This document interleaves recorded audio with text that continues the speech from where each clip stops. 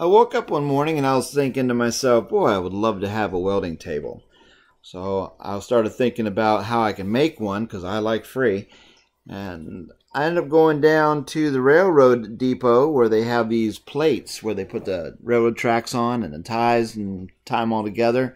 And I asked the guys there, I said, could I get a few of those? And he says, well, as long as I don't sell them. I was like, no, I don't plan on it. So I told him what I was going to do with it. So I brought them home and I went ahead and made myself a little table out of them. So I went ahead and welded them on the topographical side because the opposite side is flat, relatively flat. And they already had holes in it, which is less work for me. It's good practice for welding. And I got 9 plates on there, and let me tell you, that booger is heavy. But it is solid and works for me. So digging around, I found some legs, which basically C-channel type stuff and another scrap material, and some old rotors that I had from the car that I replaced.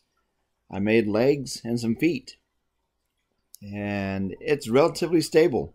I have an odd leg there. I ran out of the bigger size C-channel, but that's okay. It works pretty good, and it was tough getting into the little shop there. Other things I took from there are some of those railroad nails, and I tell you, those things are handy. They fit right in those holes. You can hot glue them with the welder all around the place. You got little helper hands with some horseshoes.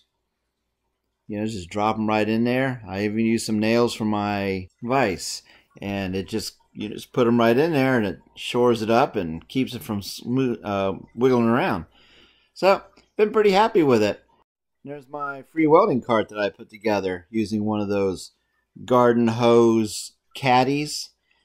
It was at the dump, and I was like, I can probably make that work.